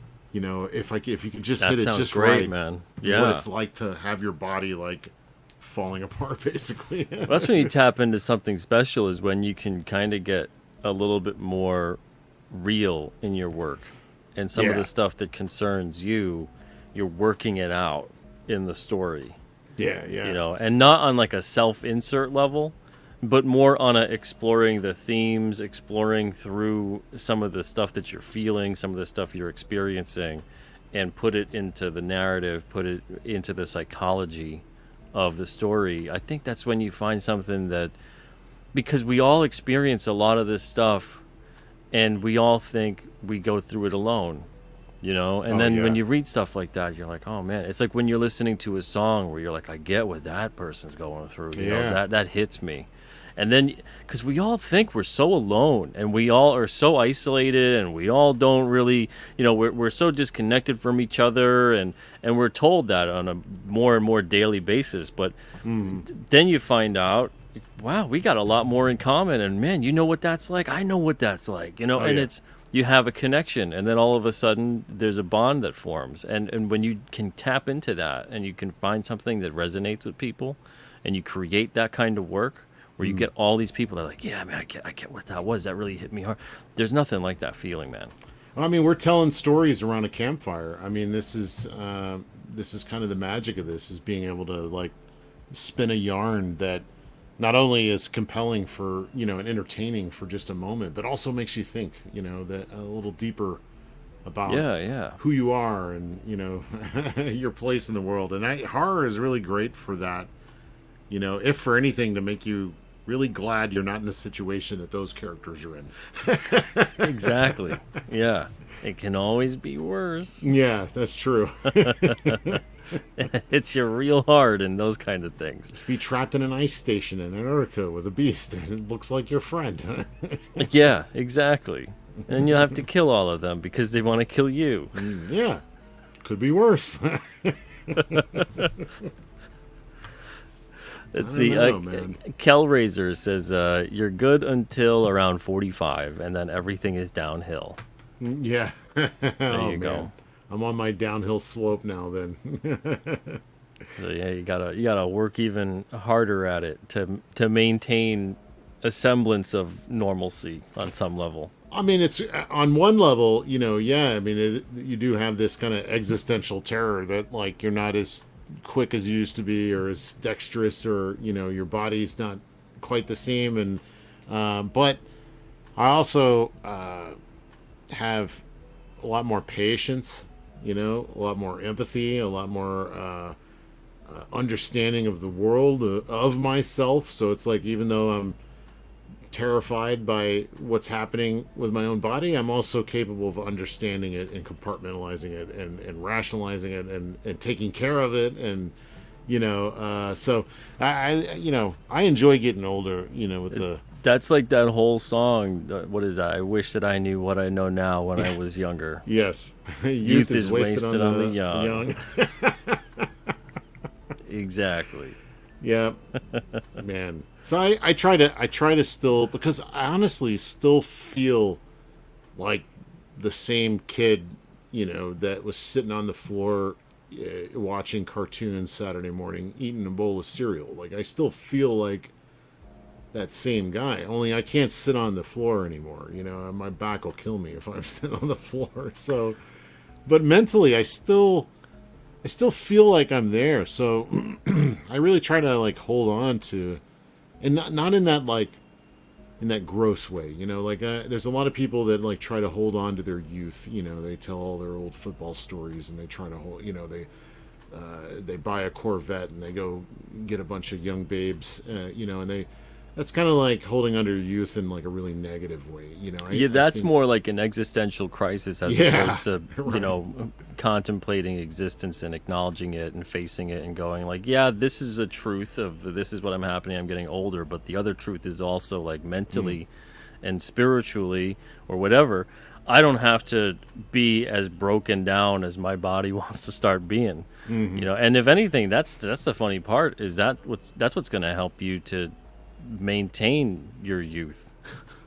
Yeah, well, I mean, you know, I think about this. Talk about like an existential crisis. You know, I think about, you know, I'm nearly a 50-year-old man drawing like comic books, which are for kids, and no kids are reading them. It's all other 50-year-old men. You know, so and I think about the kind of existential crisis of that kind of thing, and it's like, is this weird? Is this wrong? I'm like, yeah, a little bit, but honestly, it's no more weird than some guy that fetishizes tennis shoes, you know, and it is all about the latest tennis shoe that came from Japan. I mean, it's something that brings you joy in this miserable freaking world we live in. So like, and I'm all about kind of retaining my joy and drawing monster comics and space babes, you know, and these kinds of things. Ridiculous or not, I enjoy the shit out of them. So, But that's what I think is different. Let's see. Eliza Barr says, "I'm suddenly the subject of this conversation, and I don't like it." Sorry, Eliza Barr. But I think that's what's interesting. Talking a bit about how the age of the average comic reader, let's say, is getting older. At least that's what it seems like is happening. yeah. What I find, particular kind, yeah. yeah, what I find though is that it truly is. It's a war of attrition. It truly is about how long can we last until the audience catches up with us as well. Because as much as we're trying to seek out them, they will eventually be also seeking us out. It's the same way that we'll go back and we'll look at things that came way before us and start diving into the past because we're looking around right now and going, man, right now kind of sucks. The stuff that's coming out doesn't speak to me. I'm not into it. And of course, there's always going to be people that are into whatever's happening right now. But the more that we can stand and outlast whatever time is throwing at us, the more that audience is going to do the same thing with us. And they'll age as well and start to look back or look for other things that kind of bring whatever it is they're looking for into their life. And I think so, even though we might not be, because let's face it, the vehicle in which to get comics out to kids isn't the same thing it used to be. No, You know, no. so No, it has to be in a video game or something now. I mean, just like ours yeah. 7-Eleven. Yeah. Exactly. You'd have to kind of package it in with like the latest smartphone, with like a little mini comic in the Yeah. smartphone box or something, or whatever it may be, or access digital comics and then eventually hope to get into the printed ones or whatever. But instead of us losing our minds trying to figure out how do we get the audience of the youth, just keep doing what we're doing, try as best as we can to get stuff out there. Of course, try to get out into as many places as you can and do what you can. But I think it's more about doing what you can, getting out there, getting it to people who love it already, and those people will then encourage other people as well. Because all of us, we that's what we do all the time, right? We're always just like, hey, check out the cool new thing that's out, you know? And that's the thing that's really sucked, because there's not a whole lot of cool new things that are out. So we look towards the past and then we say, hey, look at this thing that's like, I'm mentioning The Beast Must Die. And that movie's been out for like 50 years. It's not just comics; it's everything. Yeah. It's all of it. Like we're talking about, we're looking at old movies. We're talking about old comics. You know, it's there's like a real glut, and I don't know if that's something that's in us as a people. Like I really believe we are in this like transition period, you know, into like the new age, and it's probably going to come with a lot more fighting. I mean, we've already been fighting a lot, but we're basically renegotiating how we're going to go into the future, you know, like you know, things that we need to agree on, you know, before we can continue. And so there's a lot of that kind of negotiation going on, and our media is part of that. And like, I really believe that, at least for a time, passive entertainment is if not going to be, I don't think it'll completely go away, But I really feel like the newer generations are going to be more into active entertainment. We're going to see, and I'm not talking about like virtual reality. Like I'm talking like legitimately getting back out into the woods, and like I see a lot of it already. People, the tiny house movement, or like the people making Instagram videos of far off lands. They're actually going there and going on these adventures and making a little clip or whatever. I just see that, and you can almost see it in like the youth now. You get young people. I see them on the internet, and their rooms have nothing in them. That's not a person that wants to sit around in their room and digest passive entertainment like movies and things like that. Comics at least has a one up in that it is somewhat active. You have to actually participate in it to make it work. Yeah, you have to read. Yeah. You have to sit there with the book, read and turn the page or flick the screen or whatever it is you're doing. It's not just like music you can have in the background, or even a movie where you can have it on in the background and put the sound on, and that's that. So that might be our one saving grace in this kind of like new age that I see of like, going back to like active entertainment, is that this is more active than sitting in front of the TV. And I think that's going to be the one major casualty is movies and TV. I mean, even video games is active. I mean, you're still doing something. You're still engaging your brain to do things instead of just sitting there. Absorbing entertainment, if you can call it that. So I don't know. I'm really curious of the next kind of stage of our entertainment. I mean, like right now, my greatest form of entertainment is YouTube. It's watching real people do real things, or talk about history, or talk about the history of video games, or talk about. It's just us. I'm interested in, and that's not just me, that's everybody. We're all way more interested in what we're all doing. yeah, what makes us all tick. Mm-hmm. Exactly. And I think the more technology I think that we have, the more things seem to get digital.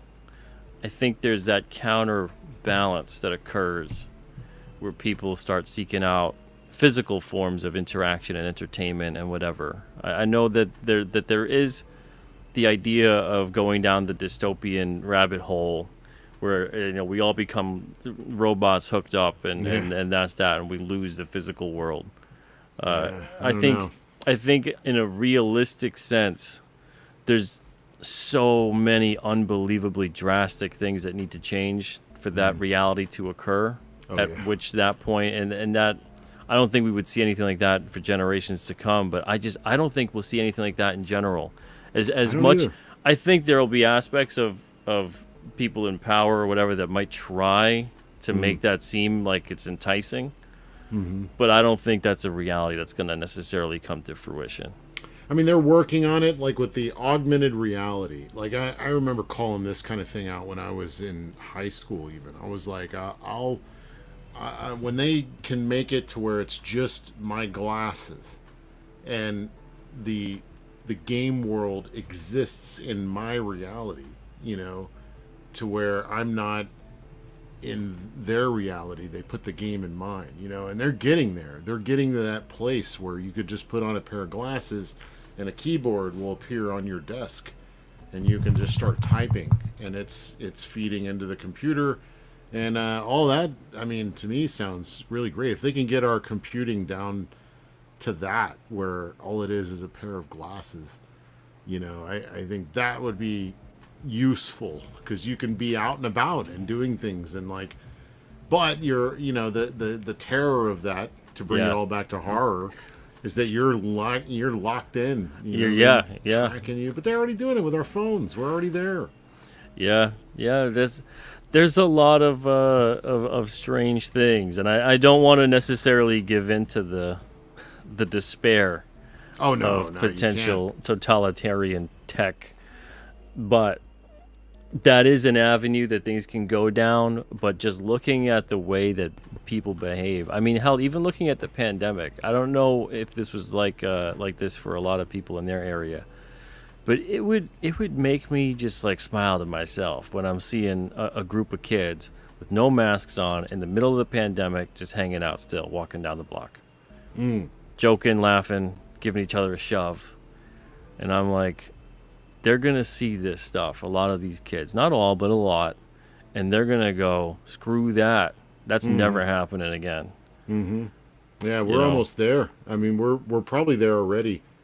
But like I gotta tell you, my experience was fantastic because like when they announced it, the lockdown, and then like everybody was off the street, I went out on my patio.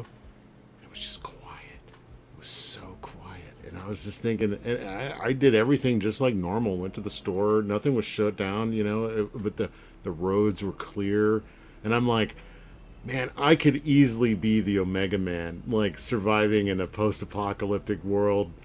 With no people. I think I could get down on that. That's like my.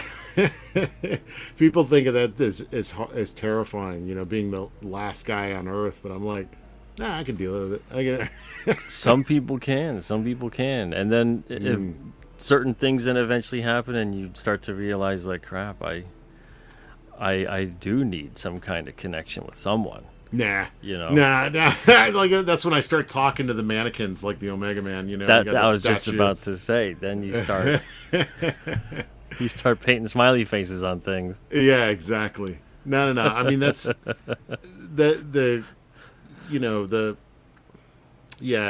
love that kind of escapism as far as like horror goes, because it's like the reality of these things. It's like I love the fantasy of living in the Old West. The reality of it is far more horrifying. I don't think yeah, that's true. So I like to sit in the fantasy of things, like my space adventure, I want it filled with green skinned babes and transporters and the holodeck, so you can entertain yourself on the long journeys. I like the science fantasy. Same with horror. I like the horror fantasy of it. The yeah, even stuff. Being on your own, being the last person in the world is like, oh yeah, that sounds so nice.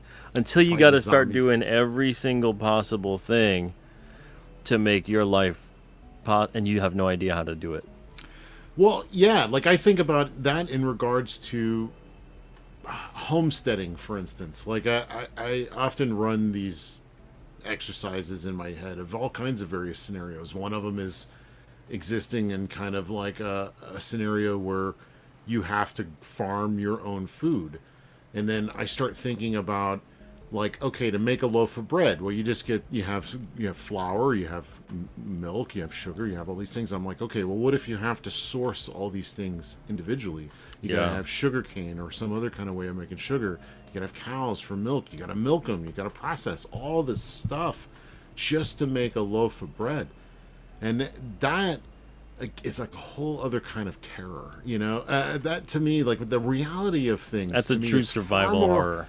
Dude, for me, the reality is far more horrifying than horror movies.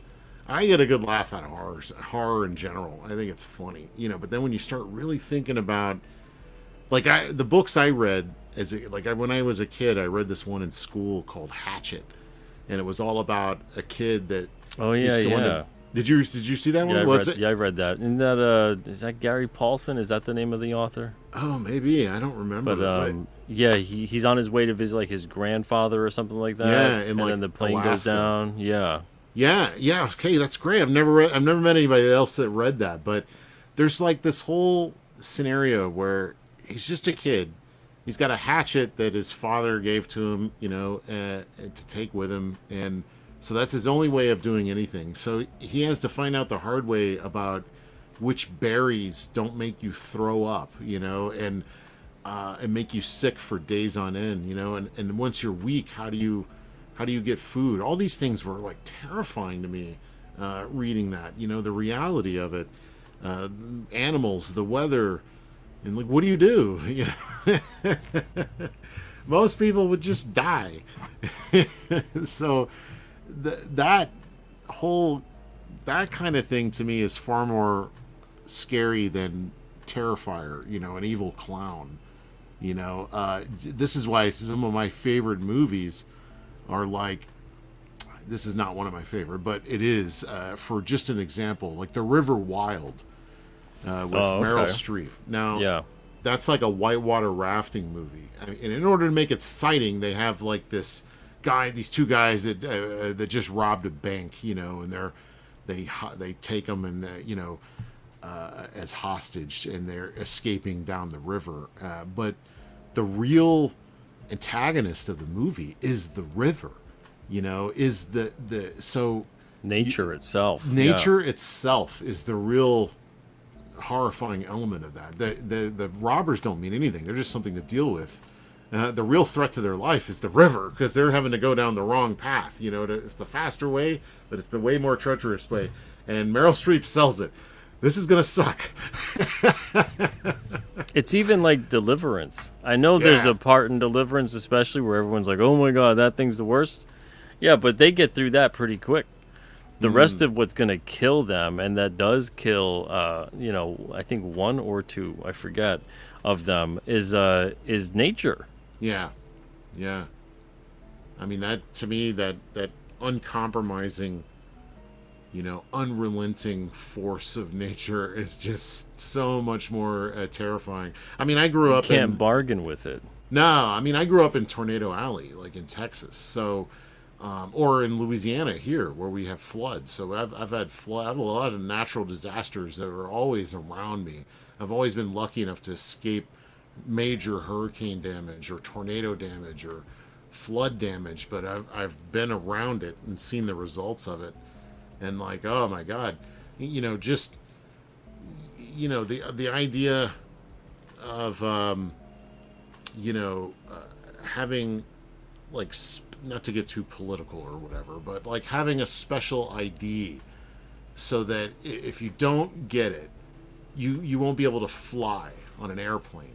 These kinds of Yeah. things that to me, Well, that's not political. That's a reality for a lot Well, it of is, countries yeah. right now too. right. And that to me, that's kind of that's a scary a reality of something to really be afraid of. So, you know, horror to me is really a weird thing to quantify when you're like, what's your favorite horror movie? Well, it might as well be like the equivalent of like watching an Arnold Schwarzenegger movie. It's just fun.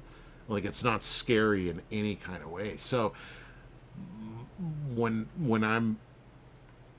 I have the thought of like, man, would I do a horror comic, or like what would I do? And I'm like, I'd go through the trappings of like horror. Like, I know all the trappings of horror. I know how to like time horror to elicit a response, all these things. But do they scare me? No.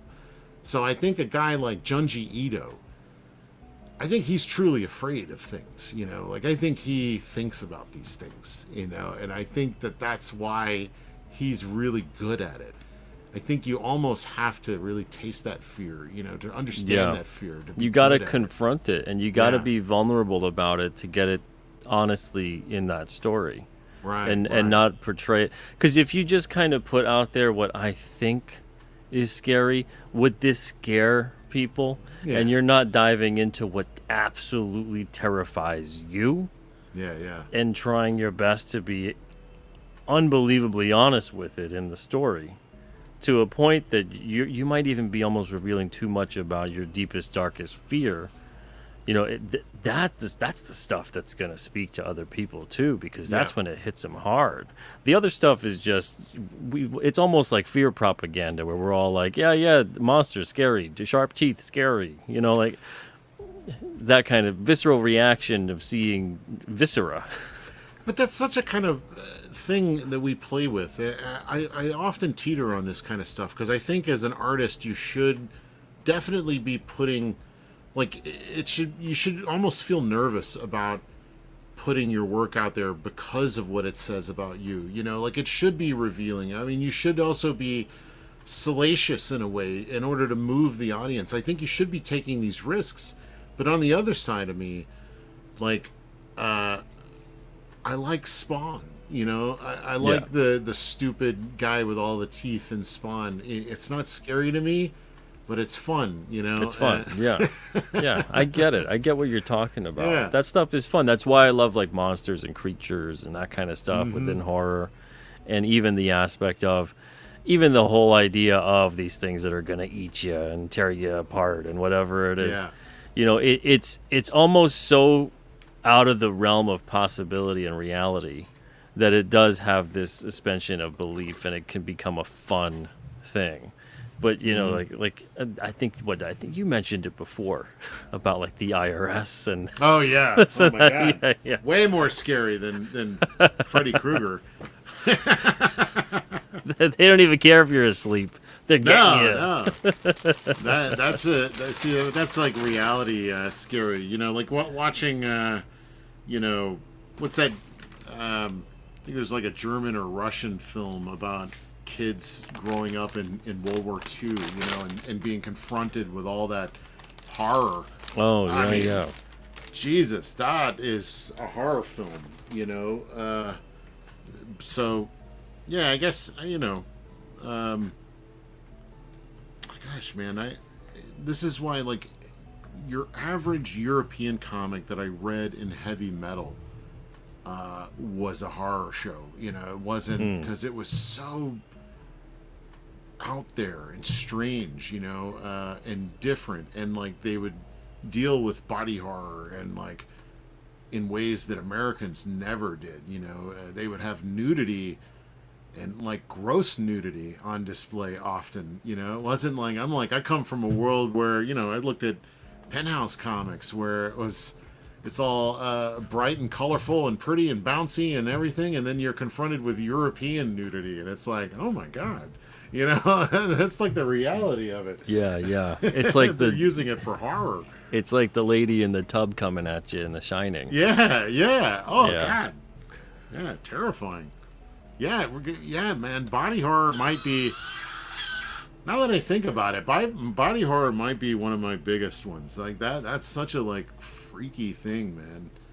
Like just all of that. That what you just mentioned is probably the scariest part of The Shining to me. Like, well, I don't know. I can't think of any other part that To really isolate it, to isolate the part, that would be the scariest to you, or well, that whole. Yeah, I guess you can talk about the whole part of like the room 237, but like yeah, I love the idea of seeing one thing and it not being what you think it is. Like I love that kind of horror, you know, where you're being lured in by a beautiful woman, for example, to bring out The Shining, you know, and you can't tell the truth, you know, from or reality from fantasy, you know, and it's such a kind of allegory for how we view the world as well, which is like great horror when you think about it. It's like, are we seeing what we want to see? yeah. Are we seeing the truth? An ugly old zombie lady. Yeah. Yeah, it's like it's a they live thing. You got the glasses on, you see the truth, or you know, you see what they want you to see. I love it. Yeah. Yeah, and it's you get these metaphors, but then when they become things that they hit you straight in the face in reality, where you're like, that doesn't add up. You know, they want us to see only this side of whatever it is and paint that kind of narrative. And when you dive deeper into it, you're like, none of that adds up to what they're showing. Mm-hmm. You know, so that's horror on a whole other level. But yeah, man, it's and we don't have enough time to explore that side of it tonight. But yeah, I get what you're saying. Where there's so many things in terms of horror fiction that you just like, yeah, that's just fun. Where there's a lot of things that happen within other realms of fiction or within reality itself, making a commentary on reality with that fiction that are truly horrifying. Yeah, I like a little bit of everything. Like, I think my goal for, like, my book that I want to do is, like, a little bit comic book, a little bit, like, dipping into actual things, you know? But, like, I love Casper the Friendly Ghost, but I also like The Shining. You know what I mean? Like, so it's Yeah, like, yeah. how can you have all of these flavors of ice cream in like one bowl. You know, like I want to have my moments where it's like He-Man, but then you really consider maybe some of the things that the characters are struggling with. So, but you shouldn't have to. You know, it's a really balancing act, and that's kind of the fun of what we do. Is like, especially with comics, is that we can really jump the shark a lot easier than most other art forms. You know, like I think that we can. I've seen stuff like, I forget his name. He was working on a book with Sienkiewicz and like Alan Moore, and he was working on it. Oh, Al Columbia. Al Columbia does. He had like some mental breakdown when he was working on that book, and like destroyed all the pages apparently, even though it was done. It's a legendary story. What book? I think it was called Violent Cases.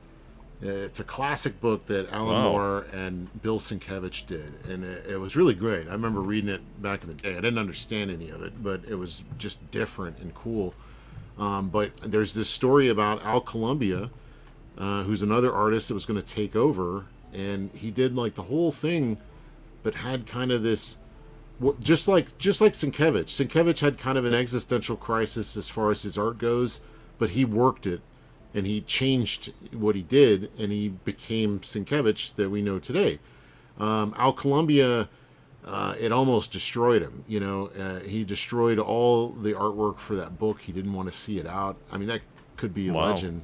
Supposedly, Michael Golden did the same thing, but all that art, turns out it exists. He never tore up anything. So that could be a wives' tale, but the long way around getting to it. The work that he does now, or at least that he's done in the last 20 years or so that I've seen, is taking like old cartoon stuff, like the imagery that we're used to of like early Mickey stuff, like that kind of cartoon imagery.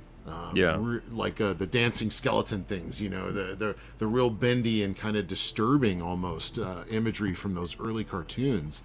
And he plugs it into the style and the kind of thought process of way more heady kind of themes. And so like he has both. On one hand, it's like silly and cartoony looking, but then it's terrifying at the same time because he's dealing with really deep subject matters and things like that. So I don't know if anybody's familiar with Al Columbia out there, but he's a trip. Al Columbia, I gotta check that out.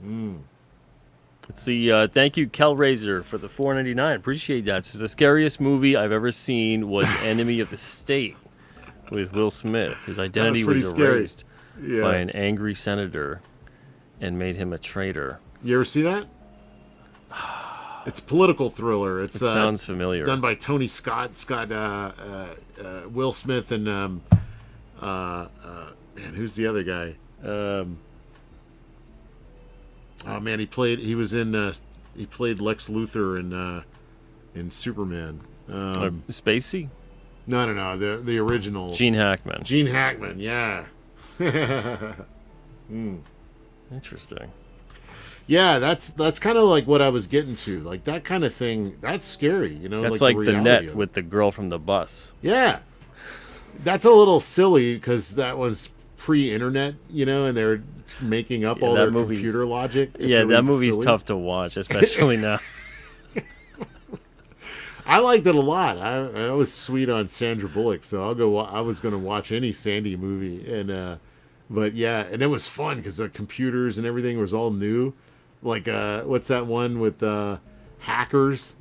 You know? Oh yeah. It's completely ridiculous. What I loved was like when they typed in computers or clicked on the mouse, everything was like chitty chitty. There's like little like sound effects for everything. You know, it's like, oh my god, if computers were like that, it'd be nuts. Throw out the damn window. Shut up.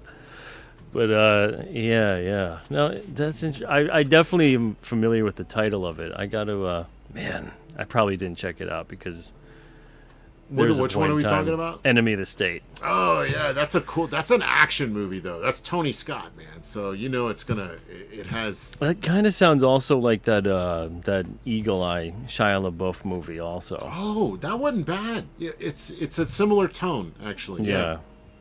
Yeah, that was okay. Now you're talking like modern horror. We don't have a whole lot of time left, but like if you've ever seen an AI animation, that is modern horror like I have never seen it. It crosses way beyond the uncanny valley, and it crosses over into something unnatural. And I think even Miyazaki saw some AI cartoons once, and it's like, this is inhuman. Or not inhuman. I forget how he said it. It would just seem like an atrocity to him, you know? That's the terror that we're going into now. Yeah. Because that's when human existentialism meets the existentialism of technology and AI having perhaps some kind of a sentience. And how does that work out? It's like you're meeting an alien life form, but it's on Earth, and we created it. It's coming. It's coming. We'll we better find get out. to terms with it. Yeah, it's going to be fascinating. Everyone, make sure when you use whatever technology, and it's like, how did I do today? 5 stars. 5 stars. 5 stars. Be nice great. to it. You did great, technology. Remember that. I've actually written an email to myself thinking Google is going to be reading it, and I was like, just remember, Google, I was one of the good ones. Yeah. It was interesting the other day when I had, you know how a lot of the search engines, they have an AI feature now. Oh yeah. And they'll just start spitting out like an AI response. What's that movie in the book? Whatever. Oh, I forget the name.